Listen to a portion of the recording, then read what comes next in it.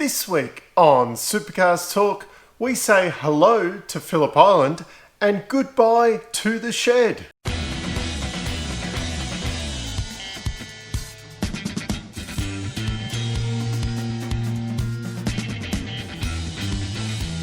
Now, this episode is going to be a short, sharp one because, as you can see, there's a bit of stuff missing from the set here, and it's probably a little bit more echoey because there is nothing else within the shed, because I'm saying goodbye to the shed. Not saying goodbye to Supercars Talk though, don't stress. Just, making a move in my life. We've sold the house where the shed resides, and moving into a rental for a period of time. Bought a block of land and about to build a house, which will hopefully, with a few other things, but lead to a better kind of place to sit and record this. I've still got to figure out where I'm going to film in the rental. We just moved in over the weekend, so it has been flat chat. Still a couple of little things to move, but that is what's happening. Don't fret, I still plan on releasing a video every week, and I have some specials coming out as well, because I pre-recorded a couple of things. And it doesn't look like I need to, stop doing weekly videos at the moment. So there will be a couple of special videos. A very special video coming up with a legend of the sport. My first interview, and I started off with a pretty good one to start with, I think. So that's something to look forward to. Probably next week, as long as I can get it edited in time. But yeah, that's what's happening here.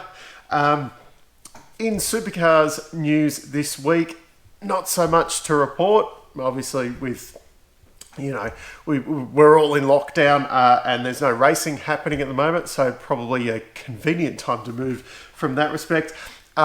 It has been announced that the TBA event on October 22, 23, or 23 and 24 will be Phillip Island, which no surprises because that was the date that the MotoGP was supposed to be there. It will be sponsored by Bunnings Trade, so it will be known as the Bunnings Trade Super Sprint. No endurance race there, thank God, because the endurance races at Phillip Island probably weren't the best. A sprint race there is definitely my cup of tea. And the other big news for the week, other than obviously all the sale talk that's kind of simmering along, and Percat came out and said, the new owners should get rid of paddle shift, blah blah blah. I think we're too far down the track with that one, unfortunately. I dare to say we've got paddle shift anyway. I know you've all been on the edge of your seats. Team Sydney has announced their co-drivers. No surprising, Jono Webb is going to pair up with Fabian Coulthard, and Dylan O'Keefe will be with Gary Jacobson. He raced with Jaime at Bathurst. I was going to say endurance races last year, but it was only Bathurst. I'm not expecting anything from those cars, so it is what it is. There is only one seat to be confirmed now. Obviously, there's a couple of internationals, whether they're going to make it or not. Of course, DJR has got their backup driver in case Scott McLaughlin can't. I don't know if Tickford's got anything in place if Prema can't make it across. I'd assume that they have something ticking along in the background ready to go. Possibly a guy that's from Mildura sitting around not doing much at the moment. So one endurance seat now yet to be confirmed at MSR, and the Tickford actual who's driving with who hasn't been announced. That's something to look forward to. you will see some episodes that I have pre-recorded from in the shed, but this will be the final episode from the shed.